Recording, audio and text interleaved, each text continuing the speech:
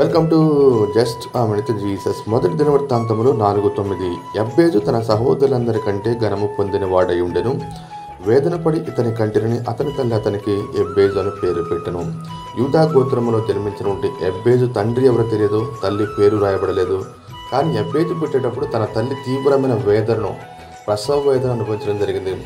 సుమారు 3000 సంవత్సరాల కింద జరిగినటువంటి యొక్క సంఘటనలో తన తల్లి కనేటప్పుడు ఏ విధంగా తీవ్రమైన దుఃఖాన్ని, వేదన అనిపించిందో ఆ వేదన అనే పేరు మీద ఆ తల్లి అతనికి ఎబ్బేజు అని పేరు పెట్టడం జరిగింది. అయితే ఎబ్బేజు పుట్టేటప్పుడు తన తల్లికి తీవ్రమైన దుఃఖాన్ని, వేదన కలగజేశాడు. కానీ అతడు పెరిగి పెద్దవాడిన తర్వాత దేవునికి ఒక ఆనందకరమైన, దేవుని సంతోషపరచమైన తీవ్రమైనటువంటి శక్తివంతమైనటువంటి ప్రార్థన చేయడం జరిగింది. మనము కూడా మన జీవితంలో ఈ లోకమును పుట్టేటప్పుడు దేవునికి వెనుచూపుతూ పుడతాము, కానీ మారు మనసు, ప్రార్థన, విశ్వాసం దేవుని వైపు తిరిగేలాగా చేస్తూ ఉంది. కాబట్టి ఎబ్బేజు లాంటి శక్తివంతమైన ప్రార్థన నేర్చుకుందాము. ఆమేన్.